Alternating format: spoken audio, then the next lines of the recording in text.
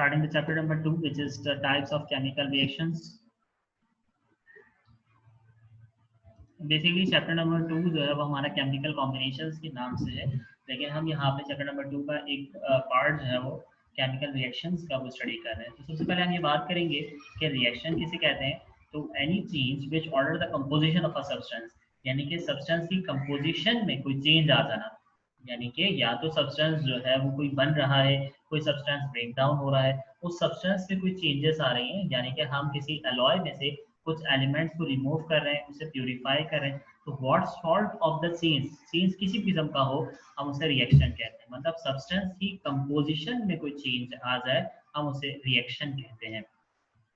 इसी तरह से हम टाइप्स ऑफ केमिकल रिएक्शन की बात करेंगे तो हमारे पास 5 तरह के केमिकल रिएक्शंस हैं जो चैप्टर नंबर 2 में इंक्लूडेड है, जो कि addition reaction number 1, chapter number 2 में दूसरे type of chemical reaction decomposition reaction है, single displacement reaction, double displacement reaction और कंबशन रिएक्शन। ये 5 टाइप्स के जो है वो केमिकल रिएक्शंस हमारे कोर्स में इंक्लूडेड है, तो हम ये पढ़ेंगे। अदरवाइज हमारा जो कोर्स है अगर हम उसे देखते हैं चैप्टर नंबर 17 में, दैट इज ऑर्गेनिक केमिस्ट्री, तो वहाँ पे हमारे पास 6 टाइप के केमिकल रिएक्शन भी आता है जिसे हम कैटिनेशन कहते हैं। इसी तरह से क्रैकिंग का भी एक मैकेनिज्म होता है जो कि हमारा रिएक्शन में हिस्सा लेता है, और ये भी एक टाइप ऑफ केमिकल रिएक्शन है। तो फिलहाल the type of chemical reactions which are including in the course are 5 in numbers. Addition reaction number 1, number 2 decomposition reaction, 3 is the single displacement reaction, 4th one is double displacement reaction, and finally the combustion reaction, which is number 5th reaction. So let's study the first type of chemical reaction, which is addition reaction. Addition reaction क्या है? The reaction in which 2 or more than 2 reactants combine together, कि वो reaction जिसमें 2 या 2 से ज्यादा reactant combine होते हैं और कंबाइन होने के बाद जो कंपाउंड बनेगा वो एक बनेगा। आसान से अल्फाज में 2 या 2 से ज्यादा रिएक्टेंट ने रिएक्शन में हिस्सा लिया और कंपाउंड जो फॉर्म हुआ है वो सिर्फ एक है, तो हम रिएक्शन कहते हैं कि एडिशन रिएक्शन है। लेट्स सपोज कि ए ने रिएक्शन करता है बी के साथ, तो अब यहाँ पर हम देख रहे हैं कि रिएक्टेंट की तादाद जो है वो 2 है, यानी कि एक एलिमेंट हमारे पास ए है और दूसरा एलिमेंट जो है वो हमारे पास बी है। ये 2 रिएक्टेंट मिलकर एक प्रोडक्ट बना रहे हैं और वो एक प्रोडक्ट क्या है? ए और बी। इस तरह के रिएक्शन को जिसमें 2 रिएक्टेंट या 2 से ज्यादा रिएक्टेंट हिस्सा ले रिएक्शन में और रिएक्शन के बाद एक प्रोडक्ट बने, हम इसे कहते हैं addition reaction. Let's suppose example of the calcium oxide, कि कैल्शियम ऑक्साइड यानी कि लाइम स्टोन को हम रिएक्शन लाइम वाटर को रिएक्शन करवा रहे हैं कार्बन डाइऑक्साइड के साथ, तो as a result lime stone यानी कि कैल्शियम कार्बोनेट जो है वो फॉर्म हो रहा है।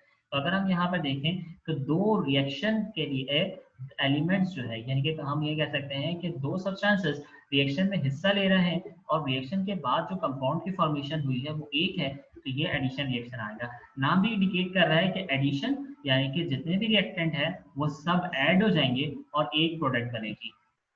तो याद रखेंगे कि whenever 2 or more than 2 substances join together or form together, unite together, they will form a compound. इसी तरह से 2 या 2 से ज्यादा सब्सटेंसेस अगर मिलेंगे और प्रोडक्ट एक हमें नजर आएगी तो हम ये कहेंगे कि रिएक्शन एडिशन रिएक्शन है। हम अपने दूसरे रिएक्शन की तरफ चलते हैं। इससे पहले हम ये देख लेते हैं कि एडिशन रिएक्शन का जो सवाल है आपसे 2011 और 2007 में पूछा गया। ये भी याद रखेंगे कि जब कभी भी टाइप्स ऑफ केमिकल रिएक्शन का सवाल होता है या पेपर में आता है तो ये कंप्लीट आपसे क्वेश्चन नहीं कहा जाता कि explain types of chemical reaction. इसमें से कोई एक सवाल, कोई एक टॉपिक आपसे पूछा जा सकता है कि define addition reaction with an example. इसी तरह से आपसे कोई 2 स्टेटमेंट भी पूछे जा सकते हैं, define addition and decomposition reaction with an example of each.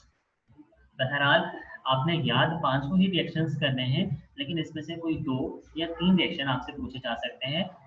Define addition reaction with an example was also in 2011 and 2007. Now let's study about the decomposition reaction.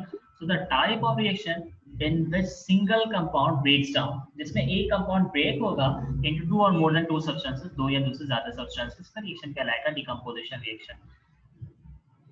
जैसे let's suppose एक कंपाउंड हमें नजर आ रहा है AB, ये AB reactant में हिस्सा ले रहा है, रिएक्शन के बाद ये ब्रेक होकर ए मॉलिक्यूल अलग और बी मॉलिक्यूल अलग हो गए। हमने बात की कि एक सब्सटेंस ब्रेक होकर 2 या 2 से ज्यादा सब्सटेंस बनाएगा तो रिएक्शन कहलाएगा डिकम्पोजिशन रिएक्शन। एडिशन रिएक्शन और डिकम्पोजिशन रिएक्शन दोनों एक दूसरे के रिवर्सिबल हैं, यानी कि एक दूसरे के अपोजिट है। एडिशन रिएक्शन में 2 एलिमेंट्स कंबाइन होकर एक प्रोडक्ट बनाते थे, डिकम्पोजिशन में एक प्रोडक्ट दो हिस्सों में ब्रेक हो जाती है। रिएक्शन में अगर हम देखें कैल्शियम कार्बोनेट का, तो कैल्शियम कार्बोनेट ब्रेक हो रहा है किसमें, कैल्शियम ऑक्साइड और कार्बन डाइऑक्साइड में। So this is an example of the decomposition reaction. इसी तरह से ये सवाल आपसे 4 मरतबा पूछा गया है 15 ईयर्स में, 2018, 12, 10 और 7 में। Now let's study the third type of reaction, which is single displacement reaction. तो third reaction हमारे पास क्या है, reaction in which one atom or group of a compound is replaced by an atom or group of atom। यानी कि reaction इस तरह से होगा कि किसी कंपाउंड में कोई एक एटम या एटम का ग्रुप रिप्लेस होकर अपनी पोजीशन चेंज कर ले। सिंगल डिस्प्लेसमेंट को हम सिंगल रिप्लेसमेंट रिएक्शन भी कहते हैं। इसका मतलब ये होता है कि एक एटम या एक एटम का ग्रुप अपनी पोजीशन को चेंज कर लेता है और प्रोडक्ट के अंदर जाकर वो मुख्तलिफ सब्सटेंसेस फॉर्म करता है। एग्जाम्पल हम देखते हैं कि ए बी एक एलिमेंट है, एक कंपाउंड है हमारे पास, और दूसरा सब्सटेंस हमारे पास सी लिखा हुआ है। अगर हम रिएक्टेंट पे गौर करें तो ए बी एक साथ है, यानी कि एक सब्सटेंस है, और सी अलग सब्सटेंस है। रिएक्शन के बाद क्या होता है कि बी ने अपनी पोजीशन को चेंज की और सेपरेट हो गया ए से। इसी तरह से सी ने अपनी पोजीशन ए के साथ बना ली और ए के साथ हमें नजर आ रहा है, तो ए सी एक सब्सटेंस बन गया और बी अलग से हमें नजर आ रहा है। तो इसका मतलब क्या हुआ कि रिएक्टेंट में एक एटम ने अपनी पोजीशन को चेंज की।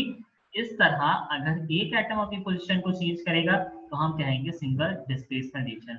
अगर हम स्टैंडर्ड रिएक्शन देखें तो जिंक रिएक्शन कर रहा है हाइड्रोक्लोरिक एसिड के साथ। इस रिएक्शन में क्या होता है कि जिंक ने क्लोरीन के साथ रिएक्शन किया और हाइड्रोजन का एटम जो है वो सेपरेट हो गया। अगर हम यहाँ पे गौर करें तो ये रिएक्शन हमें बैलेंस नजर नहीं आ रहा, क्योंकि रिएक्टेंट में जिंक की तादाद एक है, प्रोडक्ट में भी जिंक की तादाद एक एटम है। लेकिन हाइड्रोजन और क्लोरीन को अगर हम देखें तो रिएक्टेंट में हाइड्रोजन और क्लोरीन का सिर्फ एक एटम्स मौजूद है, जबकि क्लोरीन और हाइड्रोजन के दो एटम प्रोडक्ट में मौजूद है। तो how can we balance this chemical reaction, we just add 2 in number for the HCl। इस तरह से रिएक्शन बैलेंस हो जाता है। इन शॉर्ट ये कि अगर एलिमेंट इस तरह से हिस्सा लें कि एक एटम या ग्रुप ऑफ एटम अपनी पोजीशन को चेंज करे तो रिएक्शन कहलाएगा सिंगल डिस्प्लेसमेंट रिएक्शन। 2015, 2012, 10 और 8 में आपसे सिंगल डिस्प्लेसमेंट रिएक्शन की एग्जांपल के साथ डेफिनेशन पूछी गई है। डबल डिस्प्लेसमेंट रिएक्शन, अब आपको नाम से समझ में आ रहा है कि वो रिएक्शन जिसमें दो कंपाउंड्स अपने पार्टनर्स को एट अ टाइम चेंज करेंगे। सिंगल डिस्प्लेसमेंट में एक सब्सटेंस में एक एटम ने अपनी पोजीशन चेंज की थी, डबल डिस्प्लेसमेंट में दो सब्सटेंसेस, दो एटम्स अपनी पोजीशन को चेंज कर रहे हैं। हम रिएक्शन देख रहे हैं स्क्रीन पर कि दो सब्सटेंसेस हमें रिएक्टेंट में नजर आ रहे हैं कि एक सब्सटेंस है ए बी और एक सब्सटेंस है सी बी। ये रिएक्शन इस तरह से हुआ कि ए ने रिएक्शन कर लिया सी के साथ और बी ने रिएक्शन किया डी के साथ। तो दोनों एटम्स अपने पार्टनर्स को चेंज कर रहे हैं। ए रिएक्शन कर रहा है सी के साथ, तो ये फॉर्म कर रहा है ए और सी। इसी तरह से बी ने रिएक्शन किया डी के साथ, तो फॉर्म कर रहा है बी डी। तो हमने बात की two compounds exchange there partner, दो कंपाउंड अपने पार्टनर्स को एक्सचेंज करेंगे। इसी तरह से स्टैंडर्ड रिएक्शन देख रहे हैं कैल्शियम क्लोराइड और सोडियम कार्बोनेट का रिएक्शन। तो सोडियम ने रिएक्शन किया क्लोरीन के साथ, कार्बोनेट के साथ बॉन्ड टूटा, क्लोरीन ने कैल्शियम के साथ बॉन्ड को ब्रेक किया और सोडियम के साथ रिएक्शन करके फॉर्म कर रहा है sodium chloride, which is called as stable salt. इसी तरह से कैल्शियम जो है वो रिएक्शन कर रहा है कार्बोनेट के साथ और फॉर्म कर रहा है कैल्शियम कार्बोनेट। तो दो ग्रुप ऑफ एटम अपनी पोजीशन को चेंज करेंगे तो हम कहेंगे डबल डिस्प्लेसमेंट रिएक्शन। ये क्वेश्चन आपसे 2012, 2009 और 2006 में पूछा गया था। और last type of reaction is combustion chemical reaction. Combustion reactions क्या होते हैं, वो reaction which are complete in the presence of oxygen, यानी वो रिएक्शंस जो कि ऑक्सीजन की मौजूदगी नहीं हो।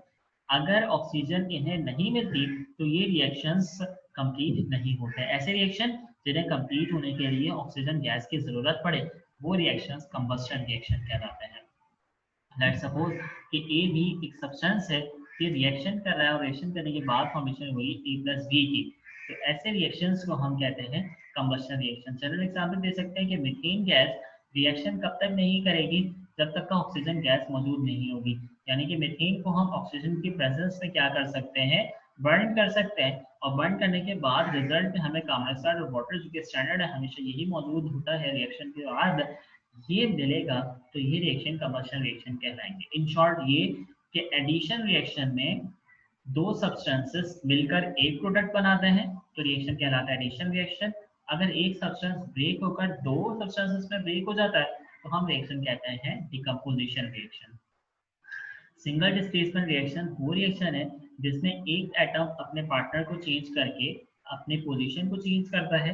अगर ये एक एटम या ग्रुप ऑफ एटम अपनी पोजीशन को चेंज करेगा तो हम कहेंगे कि single displacement single replacement reaction है। इसी तरह से अगर दो एटम या ग्रुप ऑफ एटम्स अपनी पोजीशन को चेंज करेंगे तो हम कहेंगे कि ये type of chemical reaction double displacement या डबल रिप्लेसमेंट रिएक्शन। और आखिरी केमिकल रिएक्शन जो हमने पढ़ा कंबशन रिएक्शन, उन केमिकल रिएक्शंस को कहते हैं कि जब केमिकल रिएक्शन ऑक्सीजन की मौजूदगी में ही हो, ऐसे रिएक्शन कंबशन रिएक्शन कहलाते हैं। इन एब्सेंस ऑफ ऑक्सीजन ये रिएक्शंस नहीं पॉसिबल होते। So this is all about today's topic, types of chemical reactions as well as matter and its states.